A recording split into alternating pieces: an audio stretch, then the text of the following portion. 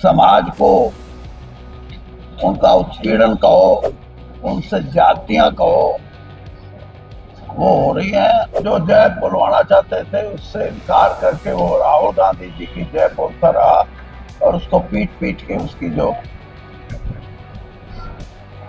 हत्या हुई है।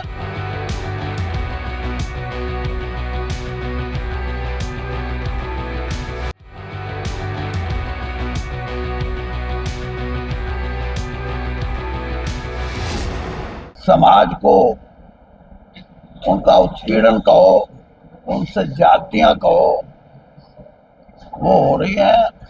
और सबसे बड़ी जो बरेली के अंदर एक जवान बच्चा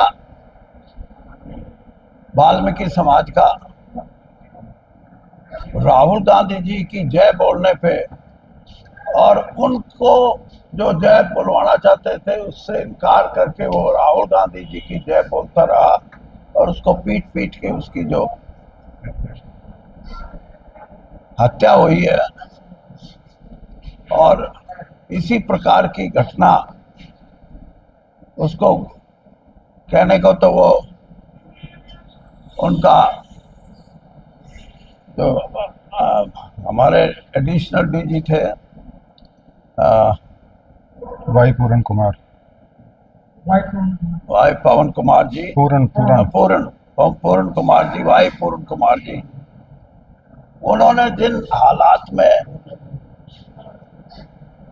एक बड़े पुलिस अधिकारी ने अपनी जान देनी पड़ी है, वो हालात भी इस बात की तरफ इशारा करते हैं कि भारतीय जनता पार्टी की हरियाणा में सरकार अफसरों के अंदर भी जिस प्रकार से व्यवहार करती है उनको बांटने का। ये हरियाणा में तो वोटर तो बांटा ही जातीय आधार पे, और नौकरशाही को, पुलिस को भी अगर इसी दृष्टिकोण से व्यवहार किया जाए कि ये जातीय आधार पे उनको बांट के, ये सबसे बड़ा अपराध है। और मैं ये समझता हूँ कि इसकी किसी न किसी रूप में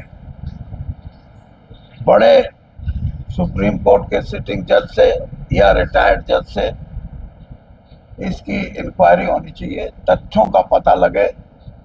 और तथ्यों का पता लगने की बात नहीं, मैं तो ये कहता हूँ कि ये इतनी बड़ी घटना है कि जो भी हरियाणा में होम डिपार्टमेंट है उसका कोई मंत्री है या मुख्यमंत्री के पास है, उनको इस्तीफा दे देना चाहिए। इससे बड़ी घटना और कोई हो नहीं सकती।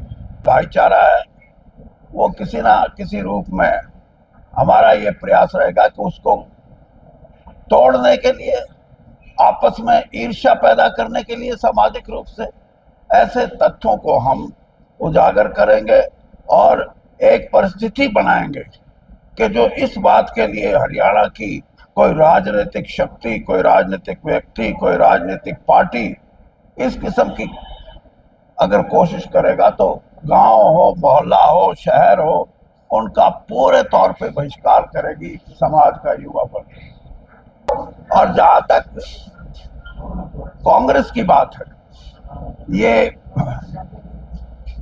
मैं 53 साल से कांग्रेस में हूं, किसी को गलतफहमी नहीं होनी चाहिए।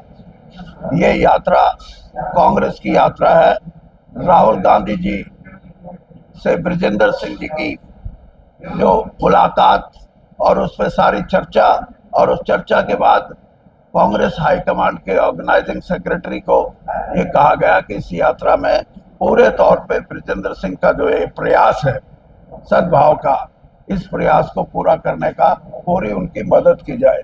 देखिए, चीज़ें तो बहुत हैं, हालांकि अभी तो हम बिल्कुल ही शुरुआती दौर में हैं। आज 8वां दिन है, चौथा असेंबली कॉन्स्टिट्यूंसी है जो आज कंप्लीट हो जाएगा, और अभी तो 86 हल्के बचे हैं। तो बहुत लंबा सफ़र है, लेकिन एक चीज़ जिसका आभास शुरू में ही होना शुरू हो गया हमको, वो ये था कि क्या हमको इस तरह का लोगों से रिस्पांस मिलेगा, शायद इतने आशान्वित हम भी नहीं थे।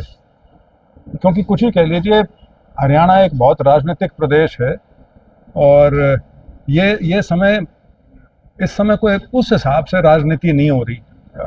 तो एक व्यवहारिक तौर पे यदि हम सोचते थे तो लगता था कि चलो कोशिश करते हैं, लेकिन जिस प्रकार से लोग आए हैं इसमें जुड़ने के लिए, और ये यात्रा शुरू होने के बाद नहीं, शुरू होने के बाद की बात नहीं, उससे पहले का जो महीना डेढ़ महीना जिस प्रकार से लोगों ने हमसे संपर्क किया प्रदेश के अलग अलग इलाकों से, ख़ास तौर पे यदि मैं जिक्र करूं रेवाड़ी साइड से, नारनौल साइड से, या मेवात की तरफ के लोगों का, या आपका ये कुरुक्षेत्र यमुनानगर साइड जो है, तो उससे हमें ये ज़रूर आभास हुआ था कि लोगों के मन में कुछ है, कुछ कौतूहल तो है, कुछ कुछ चाहते हैं वो।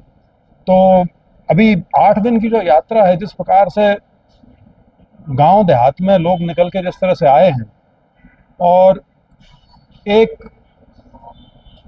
जो युवाओं का खास तौर पे वर्ग जो यात्रा का हिस्सा बना हुआ है, जो हमारे साथ निरंतर चल रहा है, चाहे वो सारे के सारे 8 दिन चला हो, चाहे उन 8 दिन में से 2 दिन भी चला हो, लेकिन एक एक उत्साह है उनमें, एक उम्मीद की किरण उनकी नज़रों में कहीं नज़र आती है कि चलो कोई तो कुछ करने की कोशिश कर रहा है।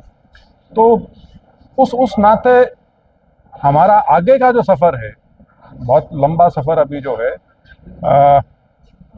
वो अच्छा निकलेगा, सुखद निकलेगा, इसकी मुझे पूर्ण आस बंधी हुई है। नहीं, युवाओं का तो देखिए मुख्य मुद्दा तो बेरोजगारी का है। किसी भी प्रकार की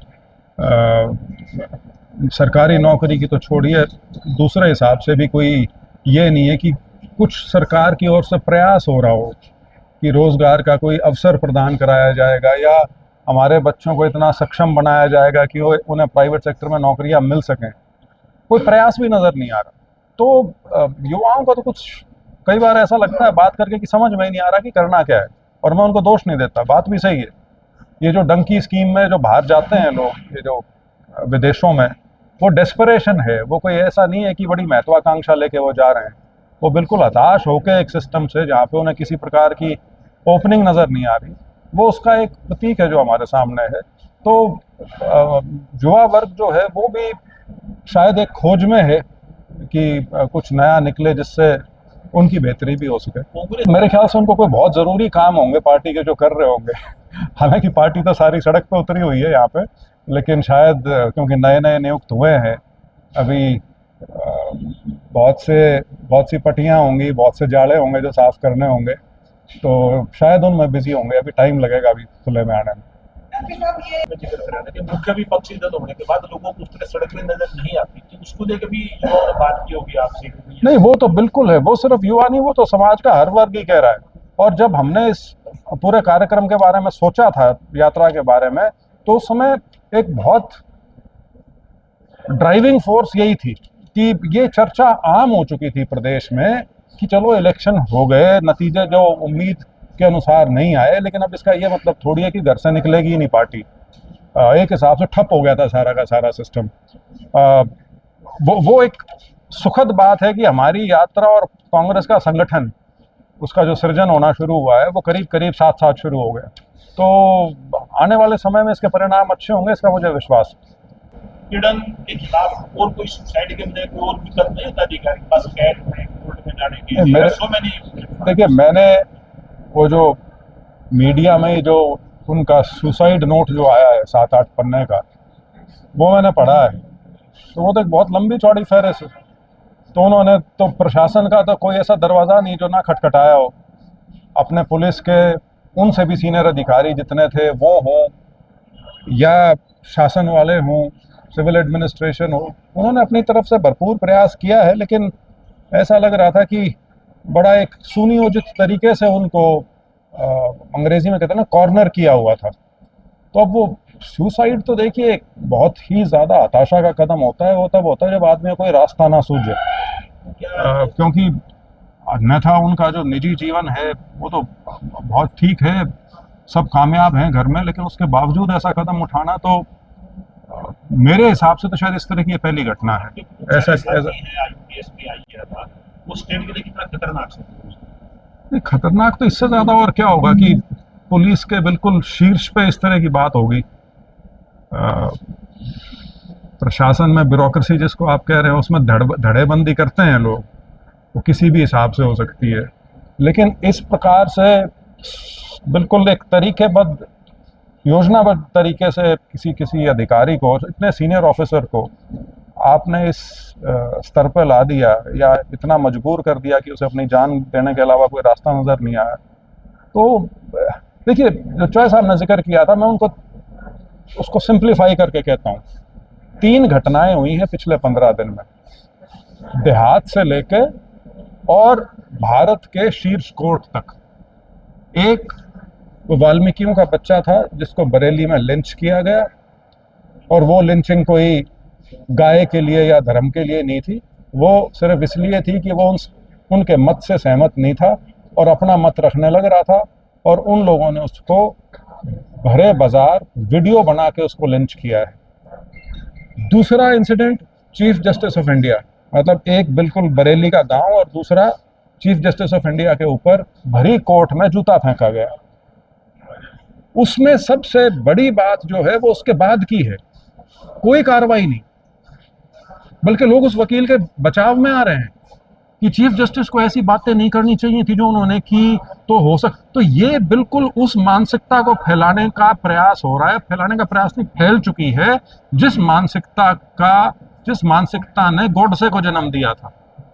गांधी की हत्या हुई थी, वो कुछ ही कहते रहे कि हमने नहीं कराई, हमारा इससे कोई लेना देना नहीं, लेकिन एक माहौल बनाया गया था। ये उस माहौल के प्रतीक हैं, चाहे वो बरेली की घटना हो, चाहे वो चीफ जस्टिस पर जूता फेंकने की घटना हो, और या वाई पूर्ण कुमार का सुसाइड हो। तीनों को यदि आप देखेंगे, तीनों का आप एक ही सूत्र में पिरो सकते हैं। और इसीलिए मैं एक और बात इसमें जोड़ूंगा। पहला खेल था राजनीतिक सत्ता हासिल करने के लिए माइनॉरिटीज का, खासतौर पर मुसलमान को टारगेट करना।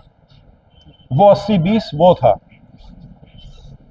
सत्ता हासिल हो चुकी है, तीसरी टर्म आ चुकी है, अब असली एजेंडा जो है वो अनफोल्ड हो रहा है। उसमें मुस्लिम सेकेंडरी है, उसके अंदर जो मनुवादी व्यवस्था को पुनः स्थापित करने का जो प्रयास है, अब उस पर काम हो रहा है। वो व्यवस्था मुसलमानों के आने से या मुसलमानों के कन्वर्ट होने से पहले की व्यवस्था है। अब ये हमको 1-1.5 हजार साल पीछे ले जाने का जो इनका जो असली जो इनका, जिसको एक कल्चरल रिवाइवल कहते हैं, ये उसके नाम पे पूरे इतिहास को उसके ऊपर स्याह फेरना चाहते हैं, और हमको एक ऐसी दुनिया में ले जाना चाहते हैं जो वो समझते हैं कि जिसमें कुछ ही समाज के वर्ग हैं, उनका ही बस बोलबाला रहे, वही सारी चीज़ें उनके काबू में हों, और बाकी सारा समाज जो है वो शोषण के लिए और सेवा के लिए तत्पर रहे।